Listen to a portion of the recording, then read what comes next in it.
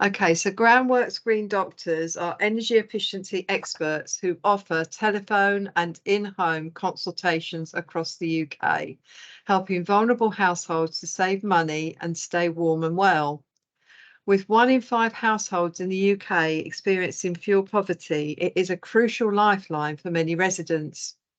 This map shows our remit for the Groundworks South Green Doctor project, which shows Kent in green, and it is serviced by our Kent advisors who are aware of the offers of local authorities and charities for onward referrals where these are necessary.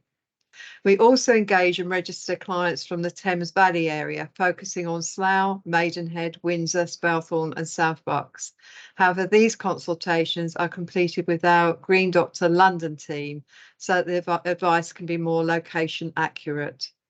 The Green Doctor project is currently funded by Energy Redress UK, which is money that comes from Ofgem, from the companies that they, when they find the companies that do not keep to the Ofgem rules and regulations, and also from the British Gas Energy Trust, which is a private charity. Next slide, please. So, as a background, demands for energy have been through many large-scale adjustments over recent years, not just nationally, but also internationally. Lockdowns saw an overall national reduction in energy usage across the UK, with fewer offices and businesses in operation. However, as the world emerged from COVID conditions, many countries are now using far more energy than they were before. This increase in demand had a significant effect on the price of gas, pushing the wholesale price up by 1,000 to 1,200% during March 2022, compared to the cost from the previous year, which was very, very significant. And over the last 6 months, the wholesale price of gas has begun to come down. But as most energy companies purchase the gas that they sell 3 to 6 months in advance in order to guarantee a minimum stock for customers, there has been a time delay in adjustments to the costs that we pay as householders. Next slide, please. Electricity generation is 50% powered by gas in the UK. So as a result, electricity prices have followed those of gas in that they have also increased dramatically in recent years. Since January 2020, 33 energy suppliers have gone bust, affecting over 4.5 million account holders, and others have had to raise their prices in order to survive. And this was the background to the energy crisis in the first place. And it is easy to forget at this time, as time has now moved forward. The UK's relatively limited gas storage capabilities mean that we are subject to changing prices of the world's energy market. The increase in the cost of energy is having knock-on effects in many areas of industry, including food manufacturers, which has also contributed to the cost of living crisis. The estimated number of households in the UK in fuel poverty from the 1st of October 2022 is 7 million, which is 23% of all UK households. This is likely to rise to 8.6 million from the spring 2023, which is just around where we are now, as the current package of support for households runs out. In 2020, the figure was only 3.2 million, so it has more than doubled, and many families have hit hard times.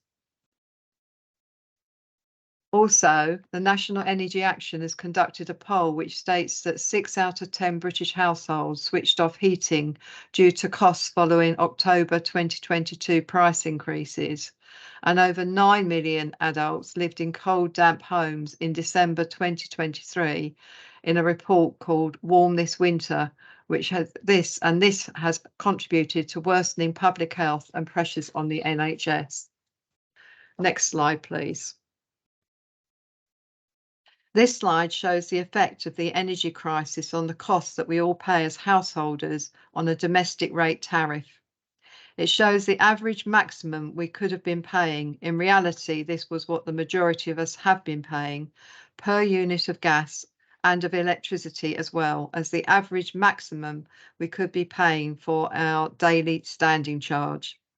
The standing charge is the amount that is charged to everyone who is connected to gas, and likewise for electricity, for bringing the supply to your house.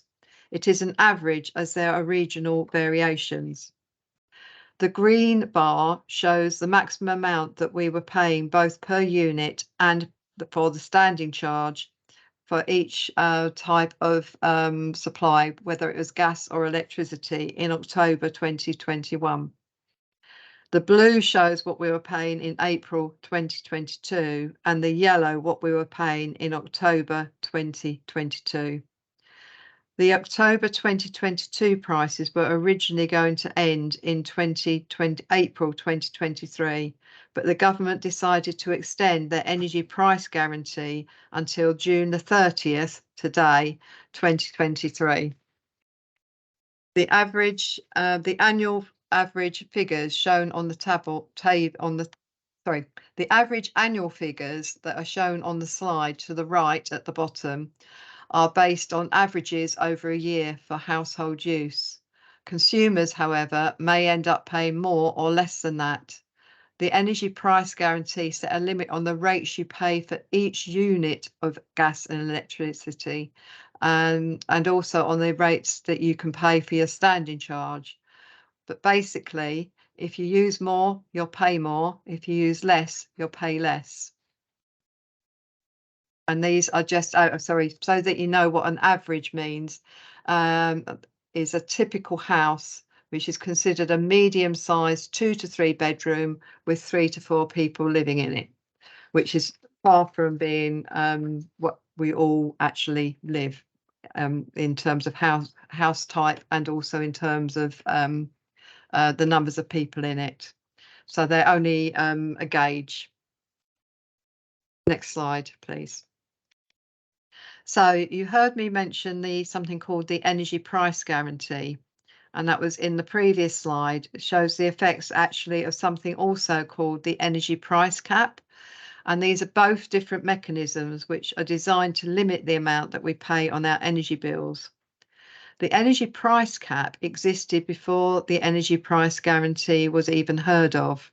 And this is an amount that is set as a maximum or cap that all energy suppliers must abide by, limiting the per unit charges and the daily standing charge. It is currently set every 3 months by Ofgem, the energy regulator, to limit the amount of profit the companies can make from their customers. It balances the cost of providing the energy with the needs of consumers. In the past, very few companies actually charged this amount due to a competitive market and lower wholesale energy prices. With prices increasing so rapidly, the government stepped in with the energy price guarantee, which is a promise from the government that they will subsidise the cost of our domestic energy, ensure that we do not pay more than the following amounts, with minor regional differences. They were, as you could remember from the previous slide, electricity 34p per unit per unit and 46p per day standing charge, gas 10p per unit and 28p per day standing charge, which were averages because, as again, there were regional variations. And these were set until March 2023, and the average over the year paying at these rates for the average household was worked out to be £2,500. The use of these kind of average year amounts has confused a lot of people, and it actually spiraled some people into not using their gas or electricity at all, which was really unfortunate. However, underneath this energy price guarantee, we still have an energy price cap, which is decided by Ofgem. And during the energy crisis, all suppliers have charged this rate, which has increased in line with the wholesale price of gas on the world market, with the government meeting the difference in the cost between the higher rate and what we are paying as householders. The Chancellor announced an extension on the 15th of March as part of his spring budget, which focused on easing the impact of rising prices. government support has already cut the typical energy bill by over £1,300 since October, stopping the average household bill from exceeding £4,279 a year over this last winter. The Chancellor's 3-month extension of the energy price guarantee, keeping it at £2,500, means households haven't felt the full force of Ofgem's price cap between April and June, which currently stands, as of today, £3,280 for the average household, helping to bridge the consumers into the summer. But as expected, lower wholesale prices are now feeding through to the lower household energy bills from July, and the new Ofgem price cap is now reduced. So from tomorrow, the 1st of July. And because the energy price cap is now below that of the energy price guarantee, that is what we as consumers will be paying, and the government no longer has to subsidise the cost of our energy as of tomorrow. It is also recommended, as an aside, that we all send in a meter reading of both our gas and electricity to our suppliers, either today or tomorrow, to make sure that we accurately get the price that we've paid. We pay the accurate price for what we've used in energy up till the 1st of July, and that from the 1st of July we're paying the new cheaper rates. That's a very strong, good recommendation for that. Next slide, please. So this slide actually shows what we will be paying from now. So this is kind of a good news slide. The average standing charges and unit rates for gas and electricity on direct debit will be from the 1st of July to the 30th September. And this is the price cap. So the hope is that with reducing wholesale price of gas, that over the next 3 to 6 months, there will be more competition coming back into the market, and that there might be tariffs become available which are below these rates. But you can see that the rate is reduced for gas to 7.51p per unit, and the standing charge, which unfortunately does remain the same. And electricity has reduced not quite so significantly to 30.11 pence per kilowatt hour. And again, the standing charge has not changed. And I do understand there are some people lobbying against this because this is unfair to people who are on very, very tight incomes and are low energy users. So even if you're not using your gas or electricity, you will still be paying the standing charge. Next slide, please. Again, as to support us, last year there were a large number of measures which absolutely every household in the UK benefited from. This year there are still some support available for people on lower incomes, but the overall amount the overall support from the government has now ceased for the majority of us. The part of the slide in the orange at the top is an old figure, so you can just ignore that. But the black one is just reminding us that there will no longer be any general help towards utility bills. If you recall, last year during the winter months, we were all getting £66 each month credited to our accounts for our gas and electricity. Sorry, I think it was just for our electricity, sorry. And then, but people who are on universal credit and other means tested benefits will be getting a total of £900 this year in 3 instalments. They will come in the spring, so most people should have received the spring one now. They will come in the autumn as we go into the winter months, and again in spring 2024. There will also be £150 extra for people on non-means tested grants for disabilities, and pensioners should also receive a one-off payment of £300 in addition to the winter fuel payment. just a caveat there, that might just be people, pensioners that are on the pension guarantee. I'm not 100% sure on that at this point in time. Why is this important? It is important because when we can't keep our homes warm, it affects our health. For adequate warmth and for good health to be encouraged, it is recommended that people should keep their indoor temperatures between 18 and 21 degrees centigrade. And that we should focus on doing this in our primary living spaces, i.e. the rooms where we spend most of our time. Next slide, please. This is a slide which those of you who are in the health sector, you may have come across this before. It might be new to you, depending on what sector you work in. But based on long-term research, sadly, every winter there are something called excess winter deaths. And when you look into statistics, these are often related to cold spells, where 2 to 3 days later you get an increase in heart attacks, 3 days later strokes increase, and 12 days later respiratory illnesses that are putting people into hospital increase. And it costs the NHS £27,000 every day to care for children with cold related illnesses as well. The reason being, if you look to the left of the slide, you can see that if you go below 18 degrees, remember we said that the recommended level was between 18 and 21, where there's no risk to health. Under 18 degrees, your blood pressure could increase, and then that can lead to an increased risk of cardiovascular disease. Clearly, at that level, it's probably going to be more prominent in the elderly or anybody that's vulnerable to those illnesses anyway. Below 16 degrees, which is where many people have tried to keep their central heating down to that level for some reason. It seems to be that there's a mindset that you can tough it out as long as you've got it at least 16.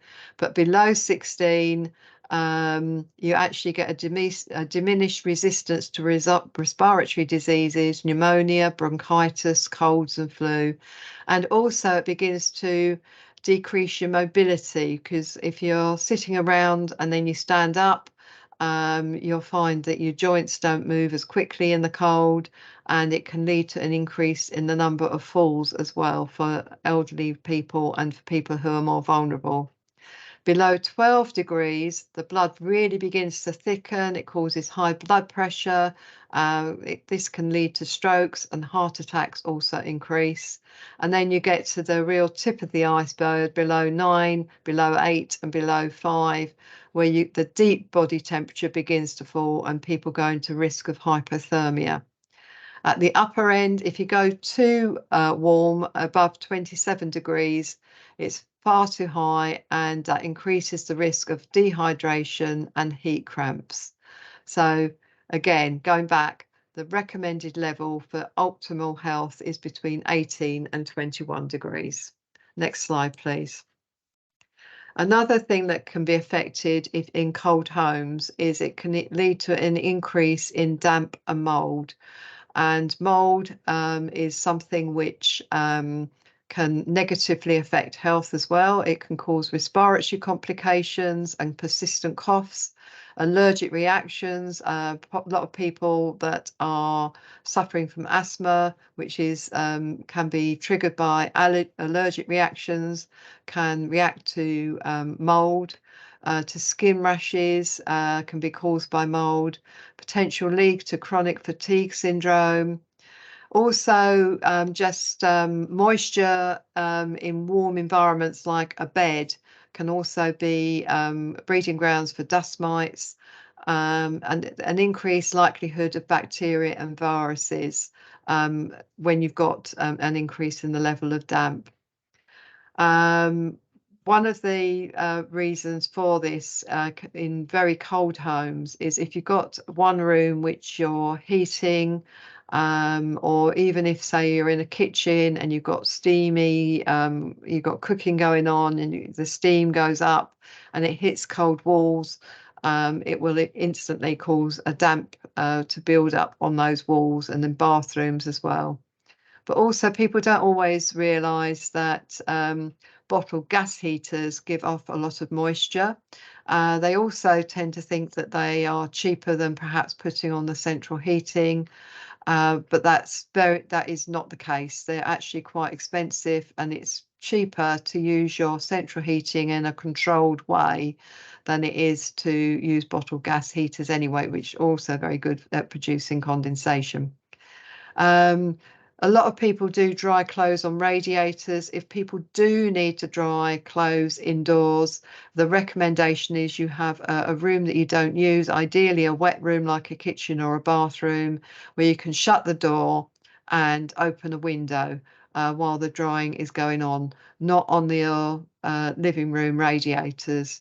It reduces the effectiveness of the radiator. It stops the heat from radiating well into the room, but it also adds to moisture in the house, which then when it goes cold overnight, the moisture will release onto the wall, and then that's when you get the potential of black mold forming. Another one is to put lids on pans in the kitchen. A lot of us these days, for some reason, have stopped doing that, but it also leads to a 90% increase in the efficiency of the cooking if you do so, as well as reducing the moisture. And it's a good idea to make sure you've got adequate ventilation, to open windows, but do that sensibly while you're trying to keep heat in. Use extractor fans and using trickle vents. Okay, so that's next slide, please. Okay, so the impact cold environments have on the body. The body burns excessive calories to keep itself warm, increasing the levels of hunger. So on people that are on very restricted incomes, that can be very unhelpful, particularly if you've got a family of small children that always get hungry. Healthy people are more likely to develop health conditions and worsen existing conditions. And sad to say, a lot of people are not aware that that's happening until it's too late. I do personally know of people who have lived in cold homes whose long-term health has decreased considerably, even though they're now able to live in a warmer environment. And that's due to suffering heart attacks, strokes and the like, while they as a direct result of having lived in a cold environment. You can get reduced immunity to viruses because your immune system gets compromised at the colder levels. It's detrimental impact on young developing children. And that's from some research by the NEA and the Childhood Trust.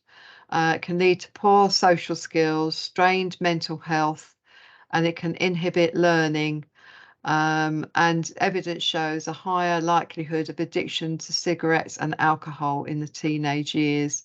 The most obvious one, logically, is if you're all in one room, it's hard for children to concentrate on their homework. And if they go into another part of the house, it means that they're sitting freezing while they're trying to do that homework.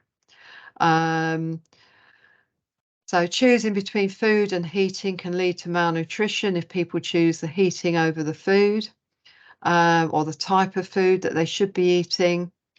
Sitting for long periods or limiting exercise can lead to deep vein thrombosis, and people tend to sit for longer periods if they're cold, because if they find a nice warm part of a room, or sitting next to a single heater, which is not a good idea anyway, they're sort of hunched up and they don't want to move, because if they move they get cold, which leads us on to the only heating one room increases the risk of infections. And but also when you look at it, a lot of people make the mistake of using a single heater. If they're a single person and you could logically live in one room, they do so. They think, well, if I put my whole central heating on, it's got to be more expensive than this one single heater. And that is very rarely the case. If you use your central heating system with well, that shouldn't be the case. And that's one of the things our green doctors can advise on. Next slide, please. So as part of our consultations, we go through some general energy advice tips, as you can see on the right-hand side, to do draft proofing your home. Draft proofing your chimney could save £90 plus a year. Turning down your thermostat by 1 degree can save £145 per year. Apparently that is where you have the heating on for 8 hours or so. That is based on. But many people do have their heating on for 8 hours over the day if you take the morning and the evening, or just the core part of the day if you're at home all day. But you do need to remember that you should have it between 18 and 21 as an ideal. And certainly it's unhealthy to go below 18. But every 1 degree you do turn it down, you do get that much of saving. So there's potential for a lot of saving for some people there that have it at 23. Turning off appliances rather than leaving them on standby can save £65 a year. Ensuring lights are switched off when leaving the room can save £25 a year. And switching to LED bulbs can save £65 a year. LED bulbs are the new kind of energy saving bulbs from that were the compact fluorescent bulbs of a few years ago.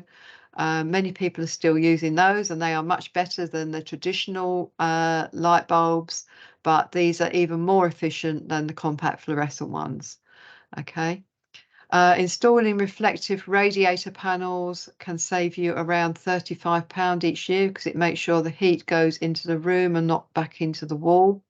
And not overfilling the kettle when boiling water can save you £13 a year.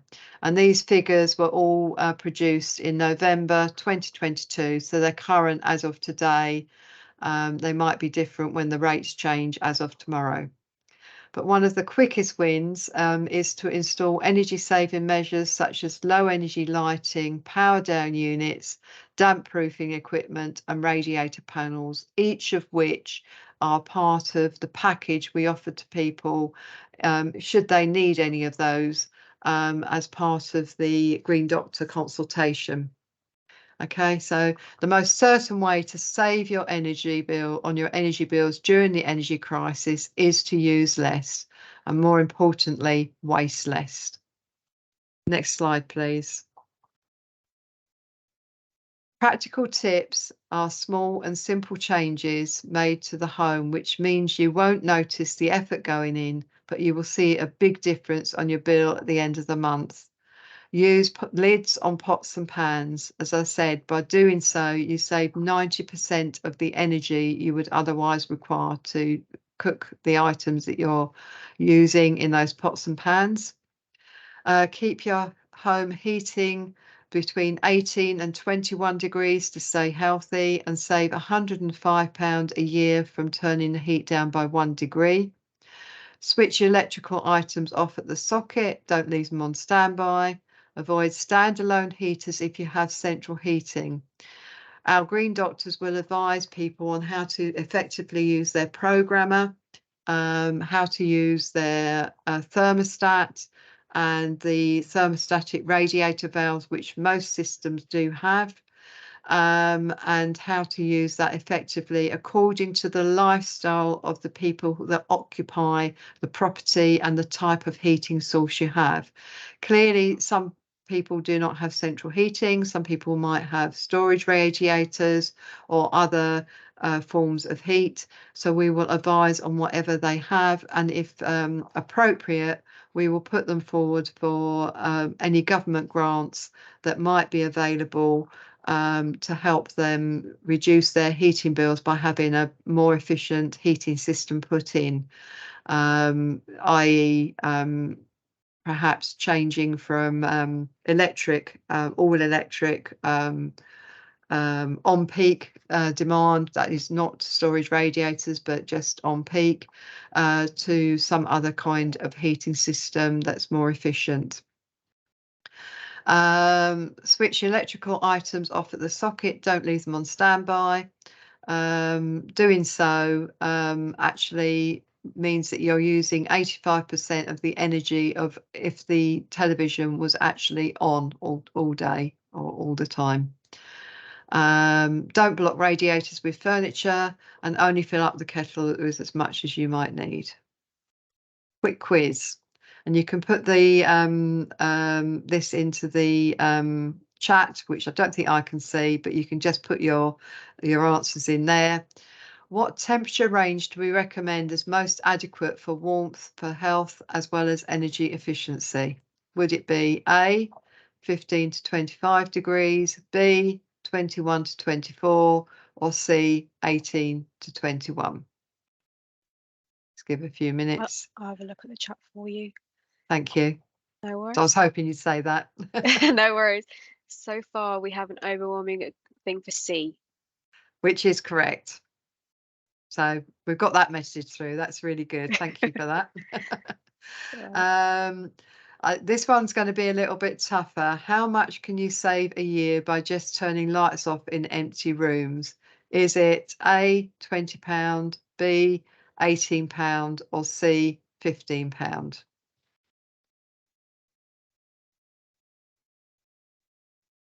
Wait for these ones to come through.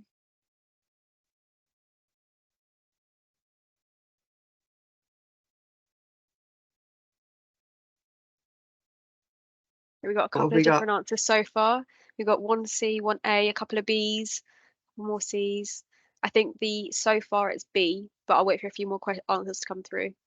Okay. Any more come through? Yeah, one more. Should we say B is the overwhelming answer for the group? Okay. It is actually A. Oh, so one person got it right. Yep. So that's good. Gold star for that one, person. it's good that person got it right. But yeah, it actually means that you're saving more than you think you're saving. So if everybody thought it was lower, it's actually a bit more. Yeah. And I've got a feeling it might have gone up to 25 actually, but there you go, because the higher the prices go, when you don't spend the money and you save it by not using it, you save more money.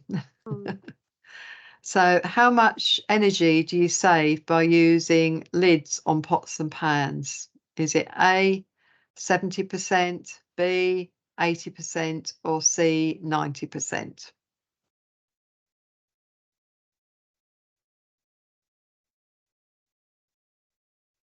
Got more answers coming through. So far we've got C as the answer, but I'll wait for a couple more answers to come through.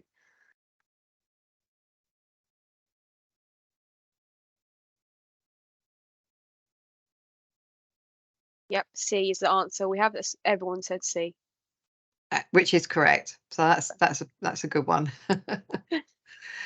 Okay, next slide, please. Oh, you might have to go through several because they gave the answers. Sorry, it should be a picture of a house. Yep, there we go. Okay, so oh yeah, I forgot to tell you to move on with that one. No, it's fine. I'm doing it anyway. Don't worry. That's okay.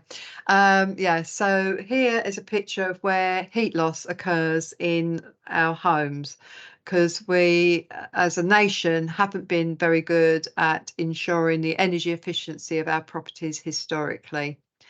So the big surprise to a lot of people is that actually 35% of the heat goes out through the walls, which is more than goes out through the roof, which is 25%, because we often think of loft insulation.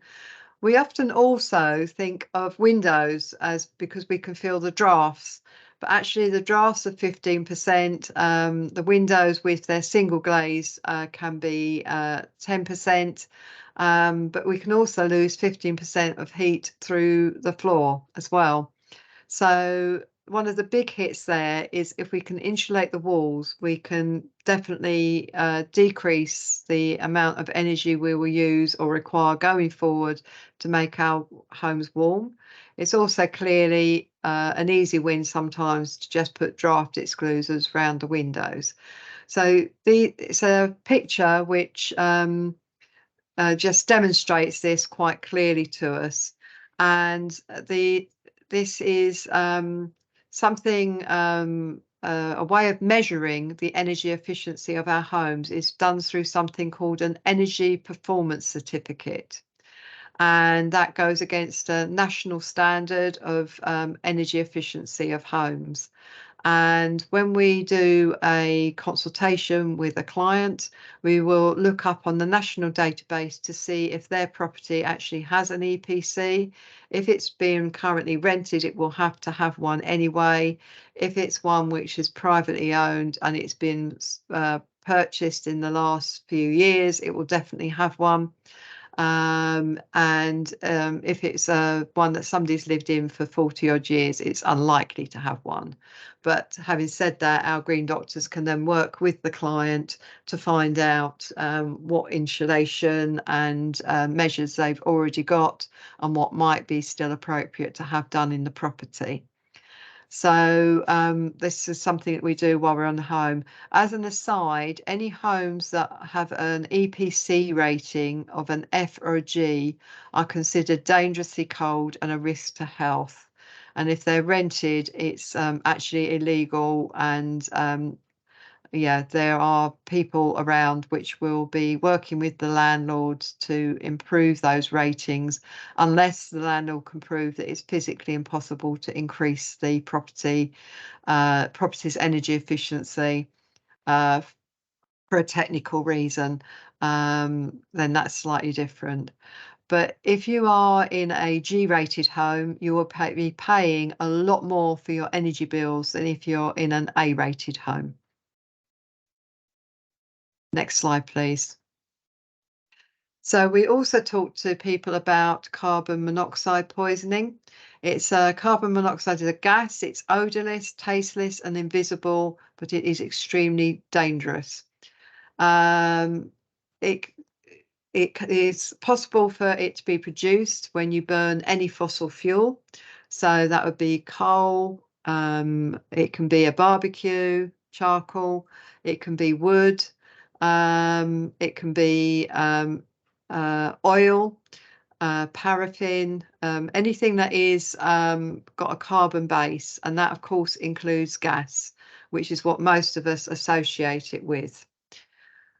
It's good to be aware of the symptoms of carbon monoxide. It can be caused by gas leaks or faulty equipment, which is why it's a good idea to have all gas equipment checked on an annual basis, whether that's your boiler or your cooker. But symptoms can include headaches or sleepiness, dizziness or confusion, breathlessness, collapsing and unconsciousness in an extreme circumstance, maybe with a gas leak, and milder symptoms, which were previously mentioned, may stop when moving to other areas of the house, or they may stop when you go out for the day and then come back and then they start up again. That's when you think, have I got a problem with carbon monoxide in my house? Is there a leak somewhere that's affecting me? Another way of checking it out is to do a visual check every now and again on your appliance. If there is a lazy pilot light that keeps blowing out, particularly if it looks very yellow, that's often a sign that it's not burning correctly. An appliance that's burning well will look more blue than yellow. Okay, you can look for condensation around the cooker or around the boiler. That often is an indication there's a buildup of carbon monoxide, or black marks above an appliance indicates soot, and that can be also an indication that the gas isn't burning properly and is creating carbon monoxide. What should you do if you come across these? First of all, it's a good safety measure to have a carbon monoxide alarm in your home. And we do offer these to clients. If they haven't got one, we can arrange to have one sent to them after the consultation. But if you suspect that there is carbon monoxide poisoning going on in your home, ventilate the property, turn off the gas meter or extinguish or disconnect your fuel supply if safe to do so. move everybody into the fresh air and call the gas emergency number. Okay, that's what you should do. And if it's an extreme emergency where somebody's collapsed because of it, perhaps you can dial 999. Just get the yeah, but the correct way is to call the gas emergency number if it's a lighter one, but you should still ventilate and get out of the property. It's worth noting that a lot of people are have tried using things like barbecues where they're trying to save money, and you can get carbon monoxide poisoning from the barbecue even after it's stopped burning. You can get it from the ashes while they're still glowing. So that's whether you're if you're outside camping, that can also affect you. It's worth remembering that as well. Quick quiz. What signs can you look out for if you suspect a carbon monoxide gas leak? Can you put your answers in the chat? Keep an eye out for you. Okay, so some people might go for the signs in the person, and other people might go for signs in the equipment. So it doesn't matter which way you go, just go one way or the other. It doesn't matter. It's come through. Wait for a couple more to come through for you.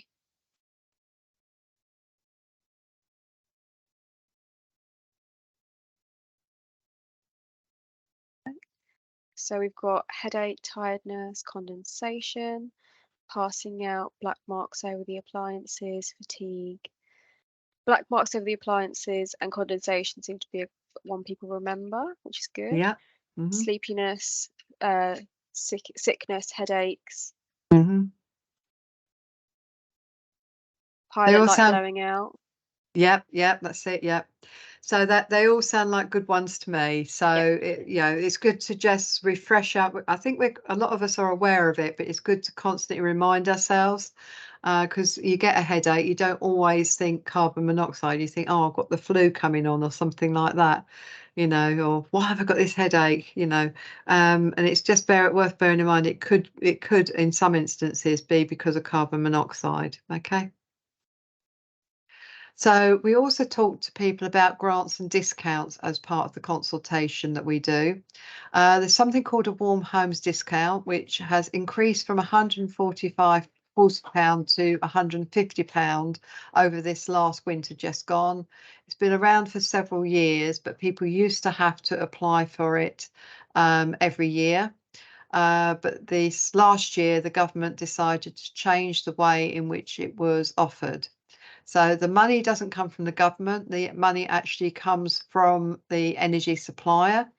So not all energy suppliers are obliged to provide this, only those that are over a certain size. So some of the smaller suppliers do not have to do it. Some choose to, some don't because they don't have to, don't. So the big main suppliers should all be providing this.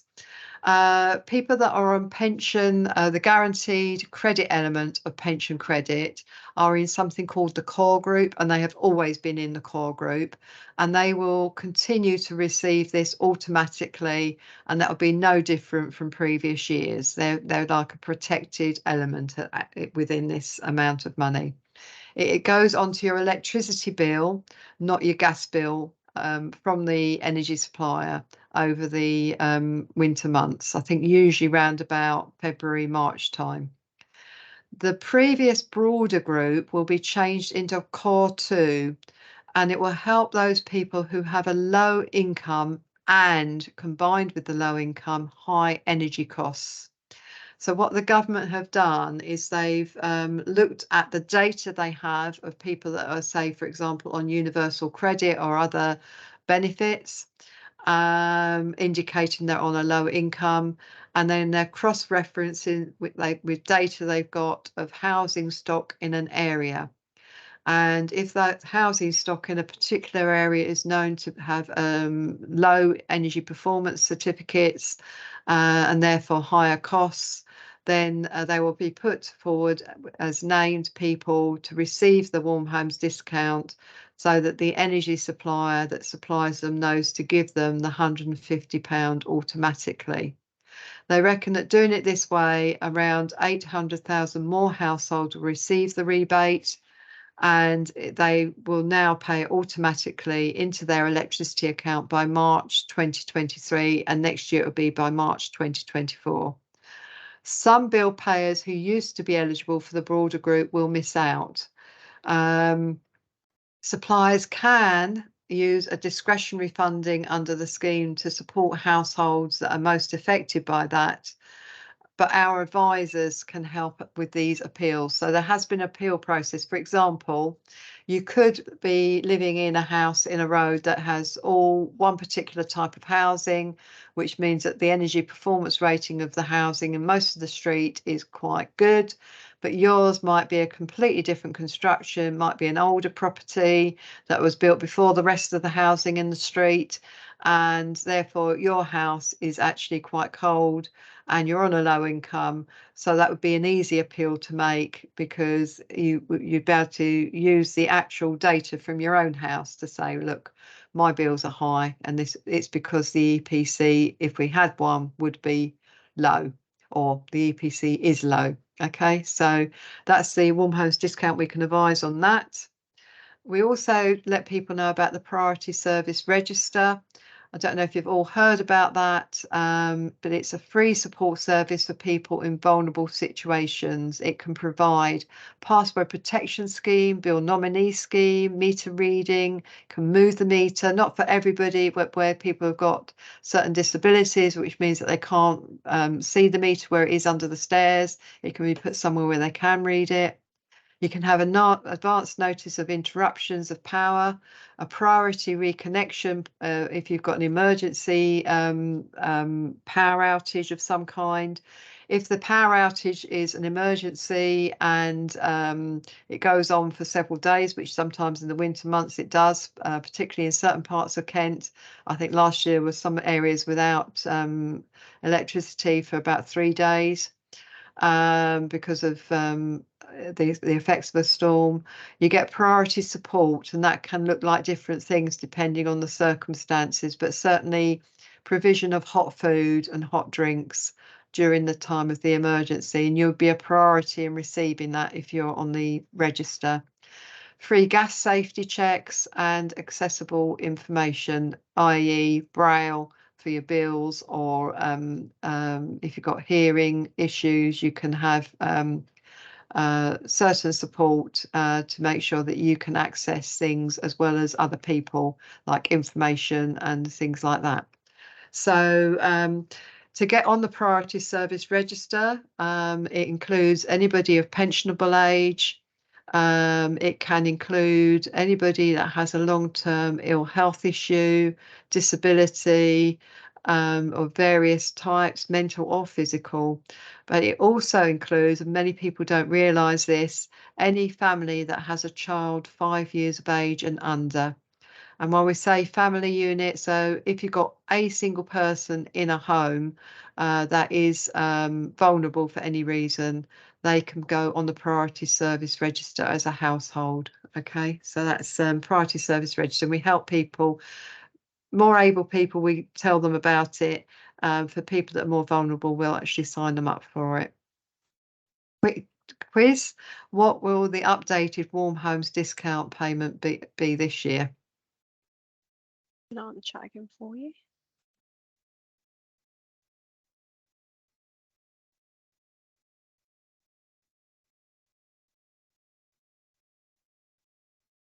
Got 150 so far. And we might as well say that that is correct. That is correct, yeah. Okay, and then how do households receive Warm Homes discount in 2022-23? i.e. how will they receive it next year as well? Is it they apply online, it's automatically applied, or they fill out a postal form? Jackie's good with questions, answers so far. She's answering straight away. B so far, but B. Yep, the general consensus is B so far, but I'll wait in case anyone else wants to answer before we move on.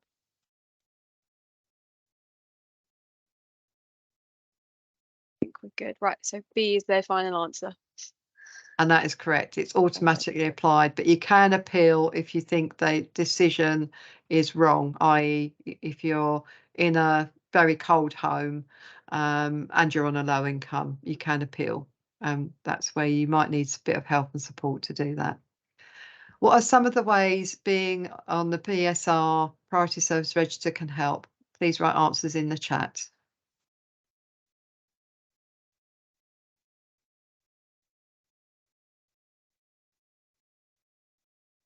Perhaps if everybody just writes one. Otherwise we'll be here all day. Yeah. Warm food is one answer we've got.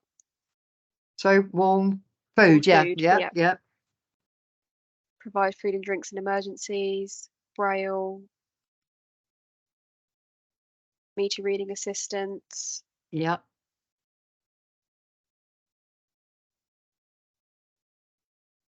We'll go with that for now, but that is the final answers for some people.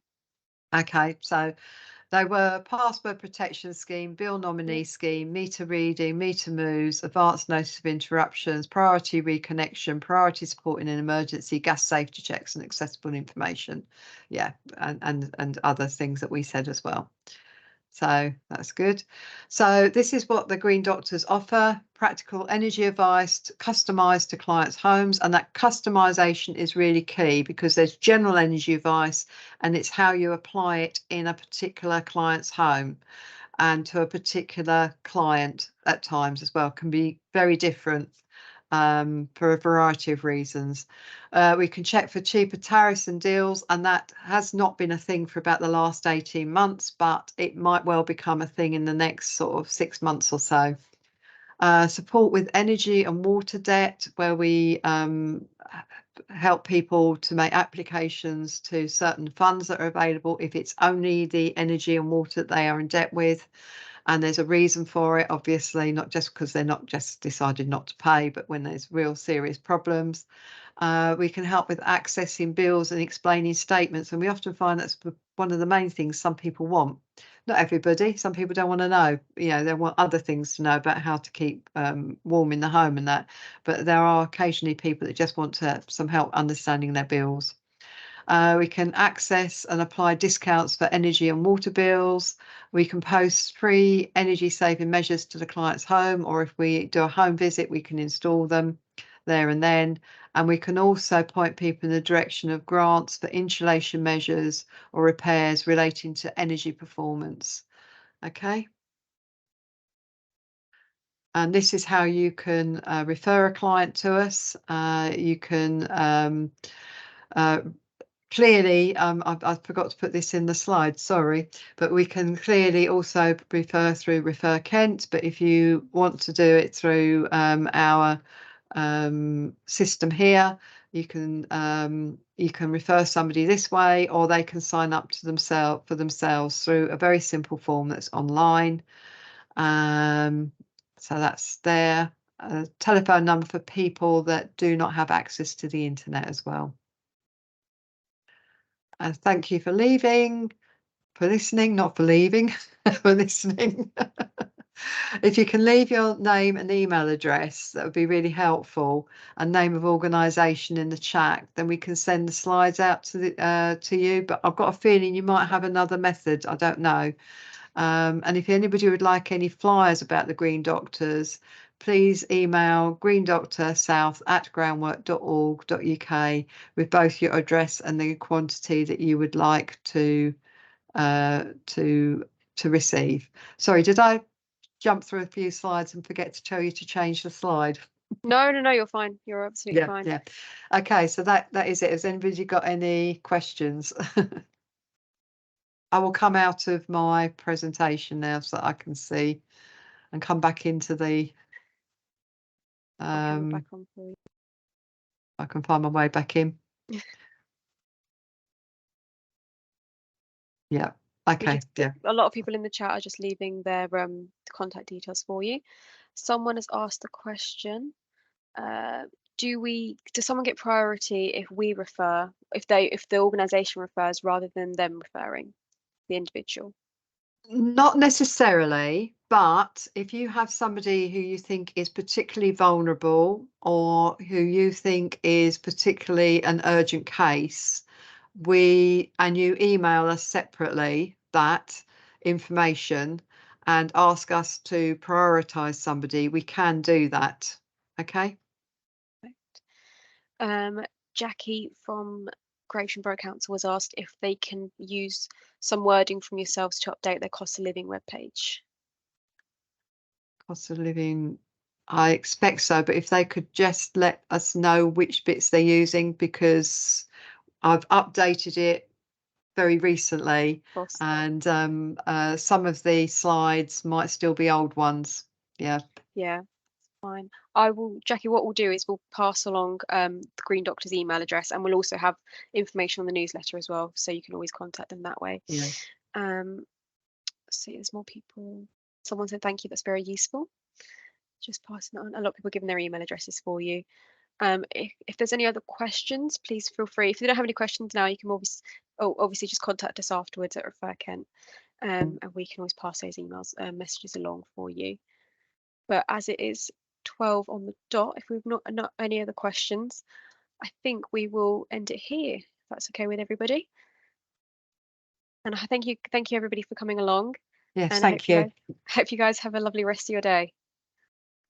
Yeah, thank you very much. Thank you. Cheers.